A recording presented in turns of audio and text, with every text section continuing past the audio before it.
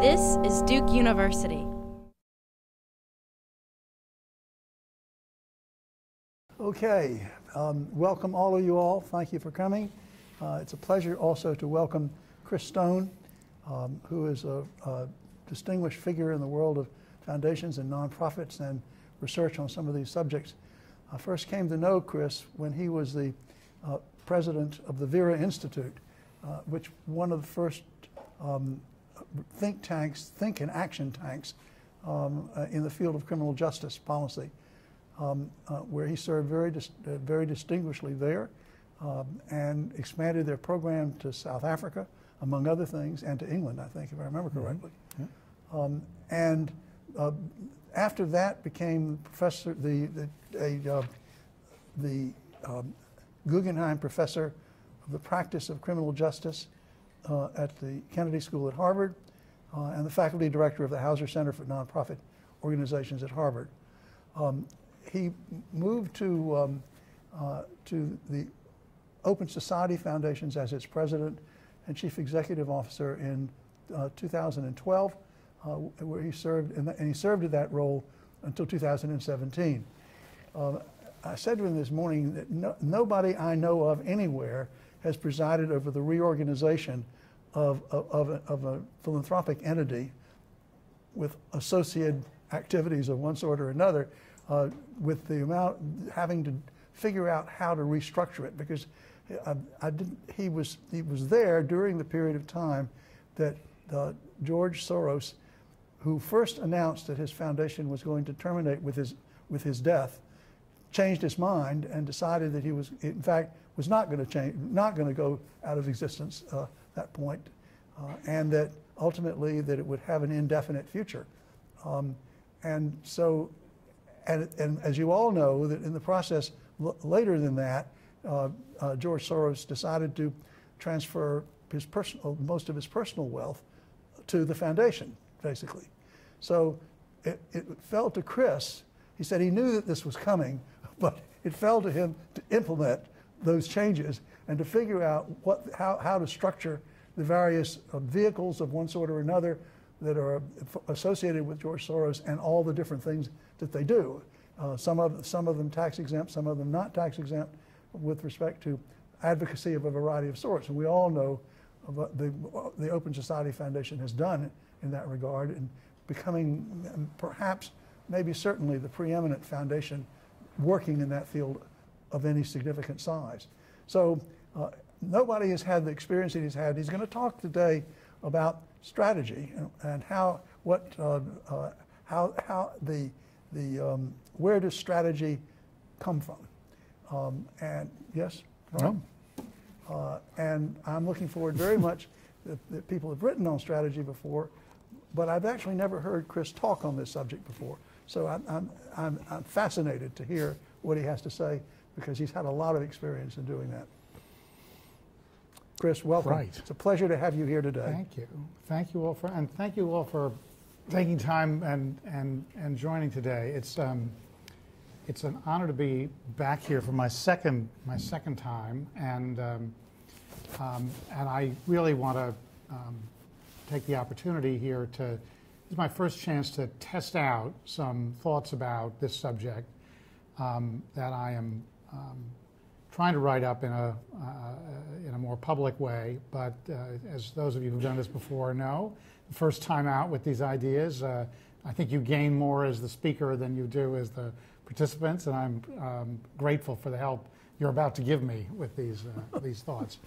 I thought I've been working on, you can't lead any organization in any sector in this day and age without grappling a lot with questions of strategy. And when I was at the Kennedy School, I taught a course on the strategic management of nonprofit organizations. My love at the Kennedy School was teaching a very small workshop course on international criminal justice reform. But between the law school and the Kennedy School, I only got about 20 students a year. It was tremendous fun. But the dean seemed to think I had to have a few more students to completely cover my responsibilities. And if you teach a course on strategic management of nonprofit organizations, the place fills up. these days in a second. So I love teaching that course, but I was grappling with questions of strategy in the sector as a whole. We can talk about this in the discussion if it's of interest, but I developed in the course of that work and in the course of my earlier work in the sector a view about strategy and the distinctive role of strategy in the nonprofit as opposed to the for-profit sector. There's a view that strategy is strategy. You should be able to teach it sector-free, essentially. Maybe the last two classes diverge if you're got some specialized topics. But public, private, nonprofit, for-profit strategy has a lot of common elements. I had a different view. I think sector matters enormously, and tried to develop that. But what I didn't appreciate until I spent these last few years with George Soros, despite the fact that I'd focused a lot on foundations, tried to understand foundations, had worked as an advisor to a number of foundations, I found myself confronting a distinctive problem of strategy and a distinctive role of strategy in foundations that had not occurred to me before I was at the Open Society Foundation. And so this talk today is really an effort to try to explain to you it's a very specialized topic, right? So many of you have tremendous responsibilities in the nonprofit sector and deal with strategy all the time. I'm really going to try and talk today about strategy in foundations, and not just any foundations, but essentially endowed foundations, or foundations that are created by a donor in order to realize that donor's philanthropic interests, passions, purposes. Whether that donor is still active or even still alive or not, those foundations that are the product of a donor. So not the Ms. Foundation, not a foundation that's essentially not a community foundation, not a foundation that's fundraising in order to then re-grant money, but a foundation that essentially is managing and dispersing some fraction of the assets bequeathed to it by a donor, a family, or an individual. So that's the broad topic. So in philanthropy, there are basically two varieties of debates about strategy. The first is the debate over what strategy is, what it should be, and that has a lot of parallels with strategy debates in lots of sectors. The second is a debate over who devises strategy. Most discussions of strategy in the world's large endowed foundations are of the first variety. Most of the articles you'll read, most of the debates you'll hear are actually about what strategy is or isn't. My concern is actually with the second variety, about who devises, who creates the strategy. But let me begin by summarizing the state of the first debate so that we can see its relationship to the second. So what is a foundation strategy and what should it look like? At one extreme, some people argue that strategies are useless and that what foundations should be doing, they should be radically opportunistic. They should be looking for talented people with exciting ideas wherever they can find them and backing the most compelling, and that strategy just gets in the way. It's just a distracting constraint, a distraction at best, and at worst it actually compromises the ability to back the best, most compelling ideas. I share a deep, long friendship with one of the profound exponents of opportunistic grant making and the strategy being useless. When I first started teaching the course at the Kennedy School, a mutual friend of ours said to me, you know, there's no empirical proof that strategic philanthropy is any better than unstrategic philanthropy. And there are real proponents in this extreme end of one spectrum. On the other, at the other extreme, there are proponents of beliefs about rigorous strategy, that foundations that even make a single grant outside of strategy, that's just money wasted. And the only way to make meaningful change, to really add value as an organized philanthropy, is to have a really clear, thought through, committed strategy, and to follow that strategy rigorously. And when it's not working, change it. Don't just start acting outside of the strategy. Between these two extremes sit, thankfully, the majority of foundation executives and commentators who basically argue that strategies are essential but must be flexible, that strategies have to be easily adjusted as a foundation learns from experience, as it learns from formal or informal evaluations, and as changes occur in the world, and as new opportunities appear. Most of the debates about what a good strategy looks like is an effort. Most of them are efforts to try and articulate how you go about setting clear goals, but with a flexible framework, and remain open to your own learning as well as changes in the world. So that all seems pretty reasonable. So why is there so much debate, and do so many people worry about this, consult on it, talk about it, write about it, and argue about it? Why is the debate so passionate if it's pretty straightforward? Consider, for example, there's a typical article in the genre published in 2014 in the Stanford Social Innovation Review called Strategic Philanthropy for a Complex World. The authors, in this case, John Kanya, Mark Kramer, and Patty Russell, all work at FSG, a strategic consulting firm with a lot of philanthropic clients.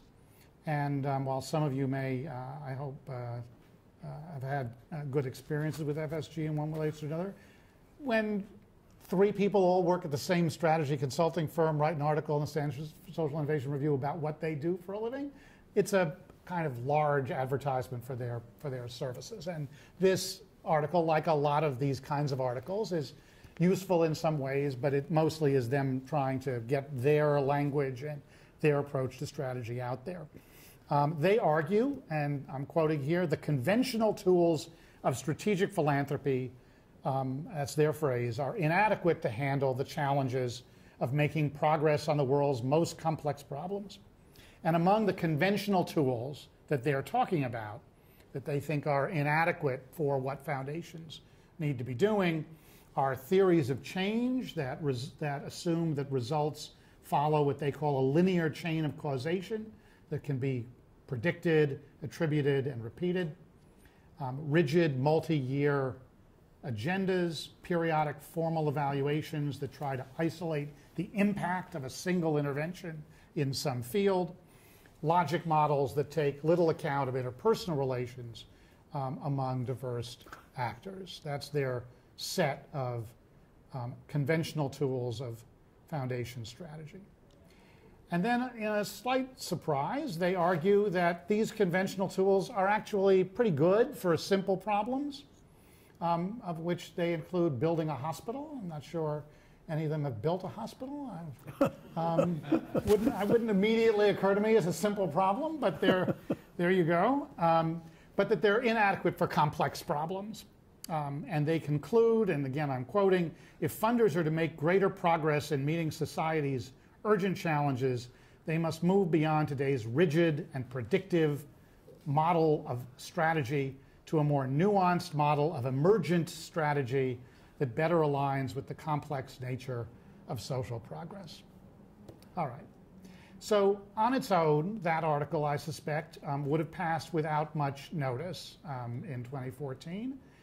But the editors of the Stanford Social Innovation Review used it as a kind of a Rorschach test.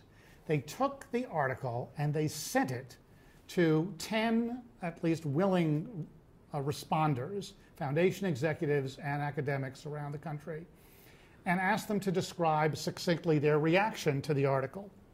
And then the editors publish the responses alongside the article. And it's the responses that are so useful because they actually, in this sort of Rorschach test way, give us a picture of the state of the debate about strategy in the field circa summer of 2014. The most common response among the 10 people who responded is that the article said nothing new. They call it obvious, common sense, all been said before. They all embed that critique by saying, of course, it's really useful. It's always good to have what you already know repeated. Okay. But what they're all basically saying, there's nothing new here. It's all been said before. Strategy should have clear goals, but be flexible about how to approach them, recognizing the world is a complicated place, and we learn as we go. So what's the news? Beyond this, the responses are a little more interesting. The director of strategy, measurement, and evaluation at the Gates Foundation said, rigid timeframes, impact evaluation, simple logic models are great. They're actually necessary, not just for simple problems, but even complex problems. Not because the world is simple or linear, but because making progress in a chaotic world requires discipline, prioritization, constant testing of assumptions, specific assumptions against experience, pointing to the persistence, and she points to the persistence of, and I know some of you have a background in international development, pointing to the persistence of logical frameworks, or what are affectionately known as log frames, in the field of international development, which she points out have all the same critiques that these consultants are making of foundation strategy, but nonetheless, in the face of years of those criticisms, remain essential tools for donors. Most of the other commentators who didn't work at the Gates Foundation, however, saw the account of conventional strategy tools depicted in the article as a self-defeating vision of strategy. Most, such as Paul Brest, Ed Skloot here, argued that the flexibility, adaptation, frequent revision of strategies are necessary, even for apparently simple problems. Nobody liked their distinction between, use these tools for simple problems, but you got to be more emergent on complex issues. Most of the commentators thought strategy was overly constrained, that these conventional tools were not helpful, and needed to be much more flexible and responsive. Among the strongest advocates for foundations to be much more flexible with their strategies is Darren Walker, president of the Ford Foundation, who in his response wrote, "The time has come for us to set aside our adherence to a prescriptive theology that constrains how philanthropy approaches solving complex challenges." The same theme about foundation strategies being unnecessarily constraining appears in the response of my former colleague Chris Letts, the Harvard Kennedy School, who complains in her response that, I'm quoting, "It is confounding how much foundations constrain themselves when they have so much independence and flexibility." Confounding. So it's confounding how much foundations constrain themselves when they have so much independence and flexibility. So why do foundations continue to insist on rigid, prescriptive strategies when greater flexibility seems to everybody outside of the Gates Foundation as obviously more effective at achieving the stated mission of a foundation? So one thing is certain: foundations don't stick to this because they haven't read enough articles. These points have been made and made and made again, and they are obvious and they are common sense. So the rigidity about which almost all these commentators complain must be serving a purpose. And the purpose is not the achievement of mission, achievement against mission.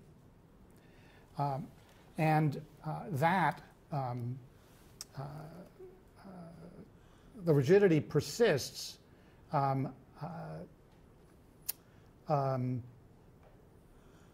or because it's functional, and if we're going to advance strategic philanthropy and advance work against mission, achievement against mission, we'd better get clear about what it is that these rigid strategies are advancing, what purpose they're serving. And that's, of course, takes me to the main topic today, not what strategy should look like, but who creates it. Because my thesis is that foundation strategies are different from nonprofit strategies in that they are not only about how to approach and achieve a social goal, they're about allocating power across different people and bodies within the foundation. That the strategy process is playing a role of allocating power across internal actors in the foundation, and that's a separate task than trying to achieve the mission of the foundation. Sort of come back to how that is or is not similar to strategy in other kinds of organizations, something you may be thinking about as we go. So Tony Proccio, many of you know, who wrote about, complained about talk of the debate, this rather sterile and obvious debate about strategy and foundations years ago, likes to point out that strategy is a metaphor developed from originally military pursuits and military strategy, and writes effectively, I think, about again, a commonplace these days, the difference between strategy and tactics, and likes to remind us of the military origins. And when he writes about this, he tries to describe he describes strategy as the work of generals who decide to take a town or secure a border or occupy some territory, and the lower level commanders and troops who then figure out how to get that done. That's tactics in his description. The decision to take that town or to advance or retreat is strategy. And you can carry on a conversation in a lot of fora about the difference between strategy and tactics and generals and other officers. But there's a different debate about strategy and generals, which is not about strategy and tactics, but it's about the difference between political and professional control. Whether it's Vietnam or Afghanistan or pick your war, one of the things that people write about often in this country is the tension between the elected non-professional soldiers and the generals in deciding the strategy. Let's leave the tactics alone for a minute. The debates in my youth about whether Lyndon Johnson was picking too many targets himself personally in the West Wing during the Vietnam War. The debates today about the division between generals and presidents of any party, of any of the last three presidents in prosecuting the war in Afghanistan. It's a different conversation. This isn't the debate about whether it's properly strategy or tactics. It's really a debate about whether professional or political judgment should be guiding what the strategy is. And what's interesting about that debate, by analogy for foundations, is that there isn't an obvious test of whether the answer is right, whether your answer is right or wrong. Was Johnson right in where he drew the line between what he decided and what the generals decided? Was Obama? Is Trump? Was Bush? Where does that line go, and how do you know whether it's right or wrong? And what's interesting about it is you can't win the argument about where the line should be just based on the outcome of the war.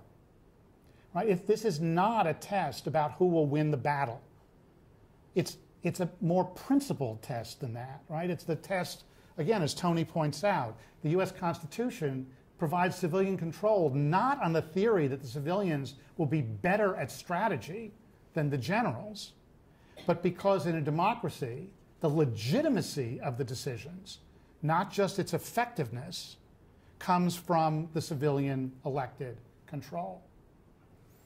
The same thing, a little less grandiose, I hope, would apply in foundations. That is, the debate about whether a donor, a board, the CEO, or the professional staff should decide on what the strategy is not just a question of who'll get the hospital built at the lowest cost most quickly, or even whether a hospital or urgent care centers are the right thing to be building. It's not just about who will improve health care, who will reduce disease, who will relieve poverty. It's not just about the effectiveness. It's not just about the outcome of the battle. It's about the legitimacy of the decision in that system of government. And this, I think, is actually the hidden problem in philanthropy that's different from other nonprofit organizations. You have a professional staff who are recruited because of their expertise in the topics that the foundation is focusing on. And you have a board usually not recruited in the same way that the staff is. Now, boards are recruited in very different ways at very different foundations. We have a lot of experience around the table here about that, and you can see it. We have an insane, I used to have an insane number of board members at the Open Society Foundations. We never had an exact count, but there were roughly 350 people serving on the boards of the Open Society Foundations around the world when most of my time at OSF. And there are 3 people who serve on the board of the Gates Foundation. So you could take those, I think, as the 2 extremes in philanthropy. They happen to be the 2 largest philanthropic enterprises in the United States today. And they have about the most contrasting board structure that you could possibly invent for a classroom exercise. But whether you recruit, the board of the Gates Foundation is Bill Gates, Melinda Gates, and Warren Buffett. The board meets for about 45 minutes a year, that's only because Warren only comes once a year for 45 minutes. The 2, as they call them, the co-chairs meet frequently and are very involved in, as we'll come back to in a minute, in strategy. But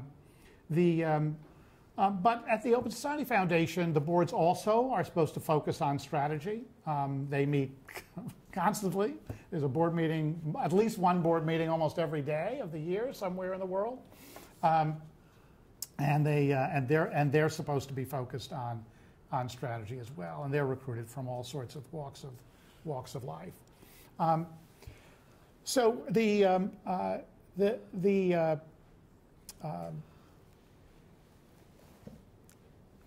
how do we think about what role those boards are playing in strategy?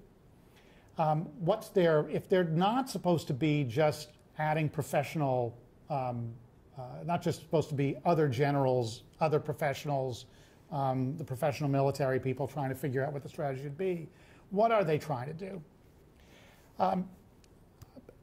Peter Frumkin wrote a book in 2006 on strategic philanthropy, one of the first efforts to try and write from an academic point of view what strategic philanthropy was all about.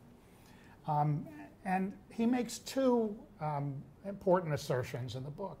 The first, which I think has become out of date, is a history.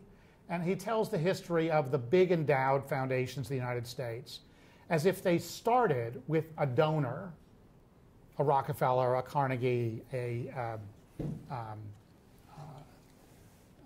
Mellon, and a few of their somebody who went to an elite university and spending a lot of time at clubs in New York, all of them based in New York, and making grants to their college friends and who are running important organizations or on the boards of things. You would go to a lunch, you'd walk away with a grant, and as the president of the Foundation Center quipped recently, that's how things used to work until we got strategic philanthropy.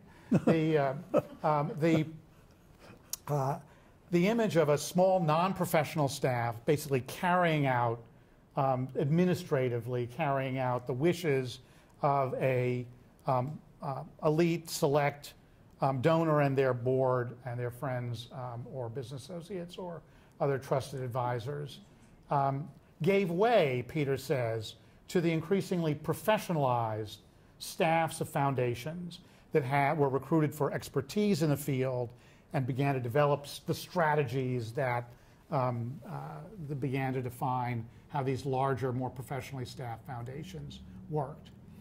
And that transition from donor-led, small boards deciding grants on their own, deciding strategies all the way down to the individual grants together, and then an administrative staff to carry it out, to these more larger professional staffs of expert program officers and program directors and others, coincides with the death and the transfer to a board, which also became a more familiar governing board, fiduciary board of a lot of these foundations in the mid-20th century and late 20th century.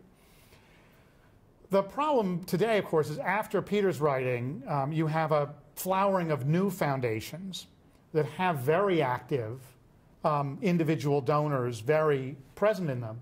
But instead of waiting until they die to have the professionals come and take over, they get the professionals in right at the start.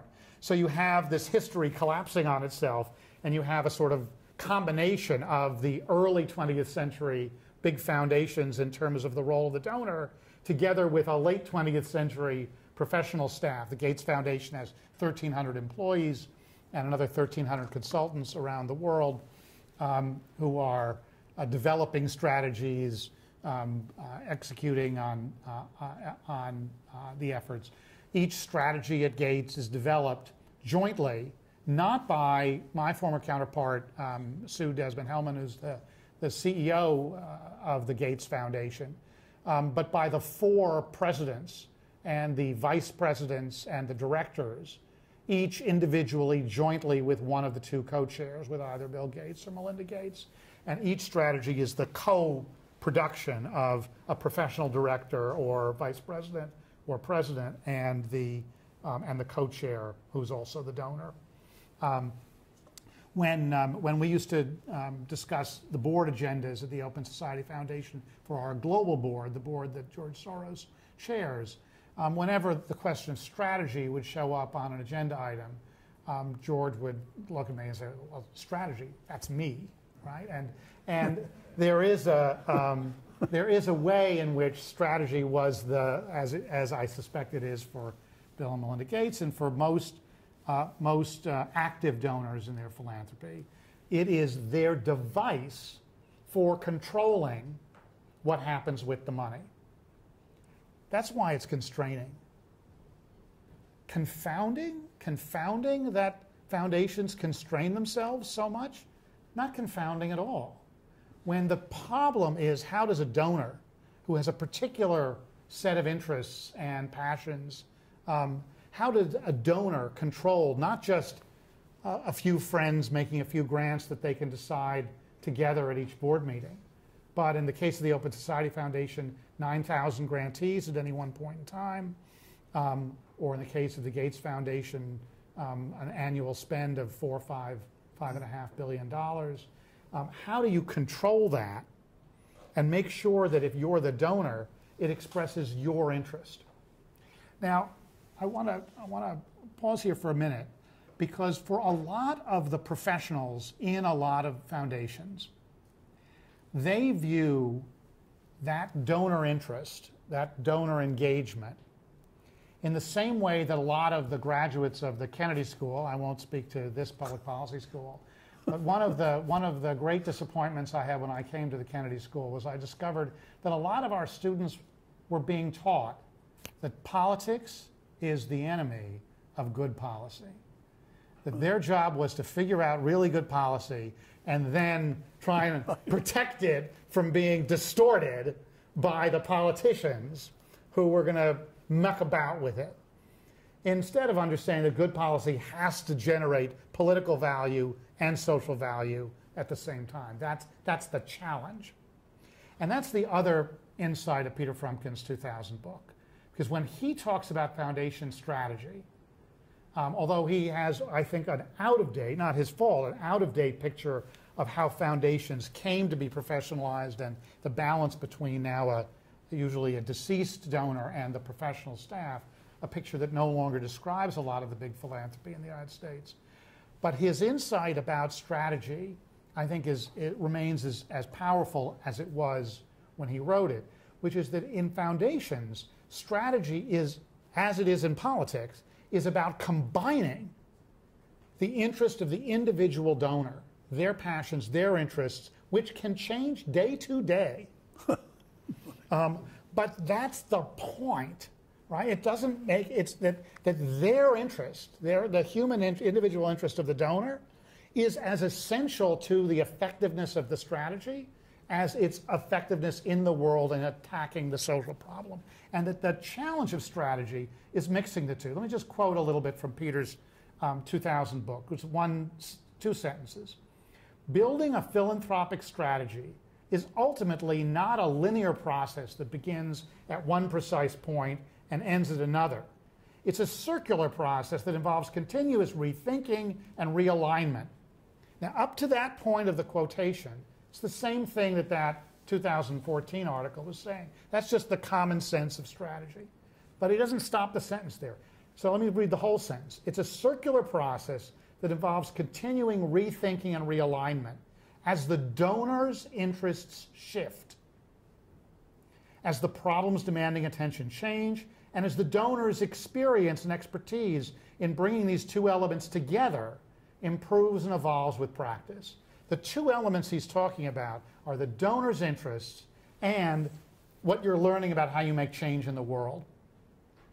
Now, who's bringing that together? If that's the strategic question, the professional staff in most foundations is not well positioned to do that because the professional staff knows something about the donor's interests, usually not a lot, but even more important, in my experience, before I was at the Open Society Foundation, most of the professional staff don't actually share the donor's interest. Now that's an extreme statement that would get me in trouble with a lot of my former colleagues, but I think it's true. Let me give you a couple of examples not from the Open Society Foundations. A very dear friend, and I think an excellent foundation officer, currently a vice president at a major foundation, used to be, earlier in his career, the human rights director at the Ford Foundation. And he described the annual budget process in which he was participating. They would sit around, all the program directors were essentially a senior management group for the then president of the foundation. And when they would discuss the budget, his view, as he explained it, was every penny we spent on museums was a penny wasted that could have been spent on human rights. Now, if you've led any organization, you know that's not an executive team, right? Because if the members of the team are each competing with each other for resources, and there's never a moment where they say, well, to achieve the mission, we need less in my area and more in hers, right? That's a team. That's an executive team. But one that's just everybody out for themselves, that's not a leadership group. That's a bunch of competing grant seekers, fund seekers. And I think that I think it's true that a lot of people who join foundations don't worry about why the donor thought their program area is important. We had a big public health, the Open Society Foundation has a big public health program, huge public health program in the foundation. The people in the public health program when I joined the Open Society Foundation basically probably had a very similar view to public health as my friend and colleague had about human rights at the Ford Foundation. They didn't think that their mission was to advance open societies. They thought their mission, what drove them, was a belief in public health. And they were very grateful that George Soros thought that advancing public health was important in open societies. They knew he thought that. They thought that was great because it meant they would have a lot of resources to work on public health. But it would never have occurred to them to say this year, you know, open societies need much more on independent journalism than public health, so we should cut our budget and move it over to the journalism, because the mission here is about open societies, not about public health. And it's not their fault. They were recruited. They were only interviewed by public health people. They were recruited in an ad that talked about public health. They were never quizzed about open society, what open society means. They might have in an orientation been shown a video of George Soros or been asked to read some article he wrote, but they weren't asked to think about what the relevance of that was to what they were trying to achieve and why public health would matter. It was enough to know that he thought it mattered and was willing to give them the resources to advance public health. I have a lot of, these are good people, professional, dedicated, committed people to that agenda. But it's not the same as the donor's interest. And you would have to build a very different foundation if you wanted all of the leadership in a big foundation actually to be to understand and be interpreting and debating how to advance the donor's interest instead of the program interest that they're associated with. Be a very different model. And I don't know a foundation that's actually structured to do that of any substantial size. A small foundation can do that just by comedy and relationships but at least thinking about how you would build a professional staff that was actually in the business of doing what Peter talks about, of trying to align those two elements of strategy, is not how most foundations think about recruiting, training, supervising, rewarding, promoting their staff. Now, so in the same way that I was hoping that public policy schools are not training students to see politics as the enemy of good policy, it's important to train and nurture a culture and foundations that don't see donor interest and engagement as the enemy of effective strategy. And yet, I think a lot of foundations come dangerously close to that. There's another way to approach this. I know I'm going a little bit over here, so let me try and wrap this up and we'll talk. Another device for thinking about the connection between donor interest and strategy is this device that a lot of my former colleagues at the Kennedy School like to use. Mark Moore and others developed. They use it in public sector strategy and nonprofit strategy. Generally, they call it a strategic triangle, which is just more jargon for, I hope, a pretty simple idea, which is that the business of strategy in any, they would argue, in any nonprofit organization is about aligning three things. It's about aligning a value proposition. We're going to reduce homelessness in this city by increasing provision of affordable housing or any number of other ways. We're a value proposition, a mission that has a purpose and a method attached to it. Aligning that with the legitimacy and support for doing it. Why is it that anybody should pay attention to what this organization thinks it can do or wants to do? And align that with its operational capacity. So the 3 points of their strategic triangle are the mission or value proposition, the value, the social value you're creating, the legitimacy and support you have for doing it, and the operational capacity you have to get it done.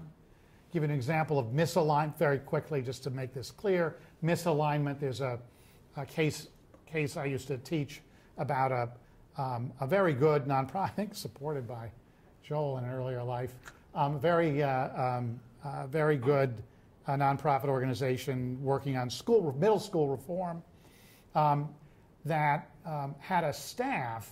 What it wanted to do was create middle schools that were really powerful ways of getting talented students to really excel so they could go to great high schools and have great academic careers. Its staff, brilliant director, charismatic, energetic, brilliant person, and most of the staff she hired were really committed to doing that by improving public schools and using the resources of private independent schools to partner with public school systems to try to improve the academic excellence of public school systems. The board didn't have anybody on it whose children went to public schools. The board was essentially a subgroup of the leadership of a series of very wealthy independent schools in California, and who believe in this mission. But there was a fundamental problem on the legitimacy and support part of the triangle, because there was a value proposition and an operational capacity that were very well aligned. But if you really want to be taken seriously in the reform of the public school system, you better have somebody.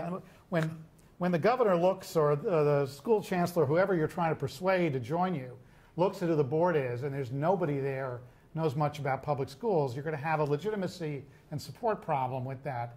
It doesn't mean you have to change the board, but you either have to make some changes to the board, or make some changes to the value proposition, or make some changes to the operational capacity. You got to get these pieces in alignment. Another simple example, that's why we call it operational capacity and not organizational capacity, is in the nonprofit sector. As you know, everything's about partnerships and collaboration. One of the big differences between the for-profit and the nonprofit sector is that the missions in the nonprofit sector can't be achieved by any one organization unless lots of organizations in the field also win. That is, if there aren't other effective organizations, no one organization is going to end homelessness, going to create world peace, going to solve climate change. Any nonprofit working in that field should be able to see a number of other organizations on the landscape who need to succeed for you to succeed. In every sector, public, private, nonprofit, for-profit, there's a mix of competition and collaboration. But the modal way of working in the nonprofit sector is collaboration. It's necessary for the missions we have. Whereas back in, I'll date myself, back in the days of when there was videotape, and there were two systems, there was Beta and VHS.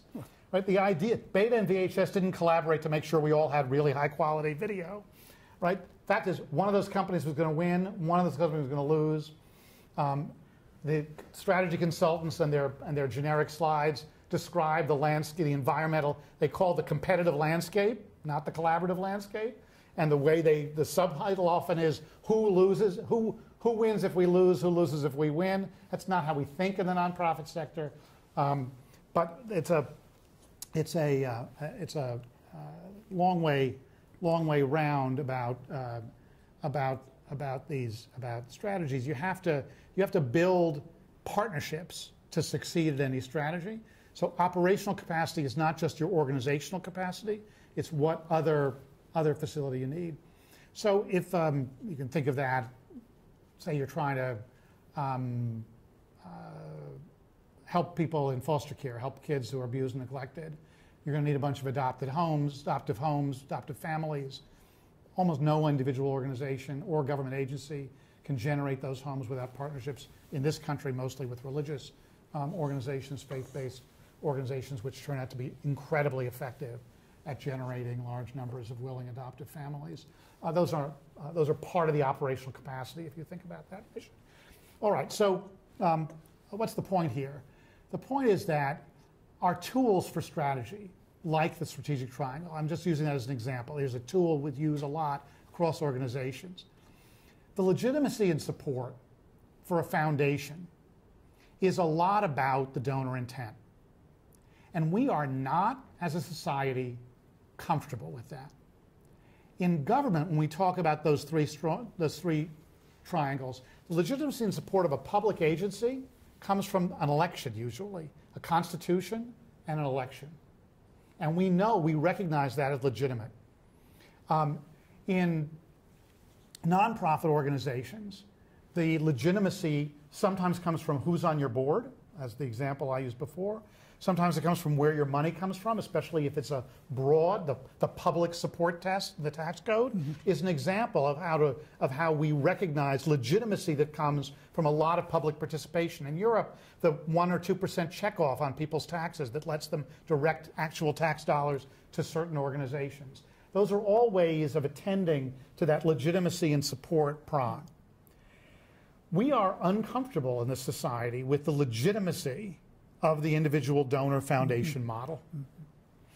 You see it in the tax code, but you see it inside organizations, and it compromises strategy. It is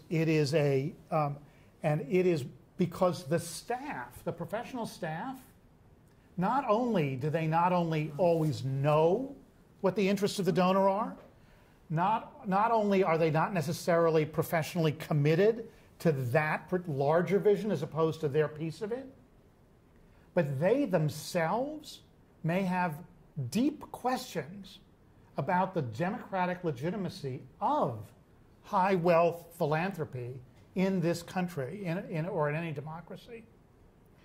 So where I end with is that that if we're going to solve the conundrum of strategy and foundations and break the rigidity and break the confounding puzzle, it's actually not about trying to figure out what a foundation's strategy looks like.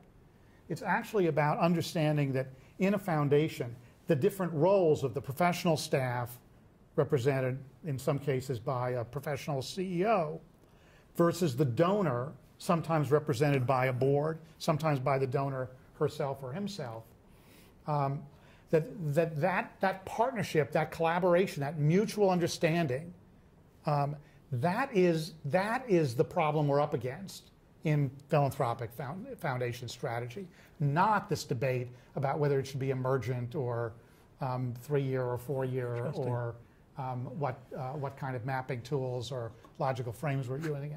And I think the reason, just to end this, the reason the one dissenter in that SSIR review was puzzled by the question, liked the tools, and made the analogy to log frames, is log frames are doing exactly the same thing in international development. They're solving a democracy problem, a legitimacy problem, a control problem, not a strategy problem. The reason they hang on, despite the same criticisms we see here about foundation strategy, is when you start doing international development as opposed to domestic funding, you have a democracy problem, and the log frame is largely about the control of the donor, bilateral donor, over the work, not about the most effective distribution of learning and who gets to adjust the strategy and who gets to decide to move this way instead of that way. That they're solving the same essentially political problem in the structure that is not usually talked about as part of the strategy debate. End of talk. Sorry I went on a little longer. I really appreciate your patience and interest, and dying to hear critique, objection, other ideas. In a sense, the argument of political scientists have long taken the view that there is no such thing as the public interest, one public interest. And the reason they take that view is that there are different perceptions of the public interest.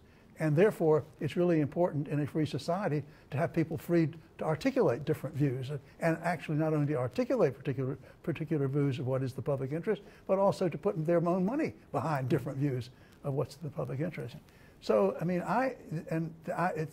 you can see this is a live topic here, and Chris has certainly stimulated comments and questions about it, and it forces me to think even more than I have about some of these questions. So I thank you very much for helping educate me, and I hope some of the others as well, raising questions that we need to think about in there.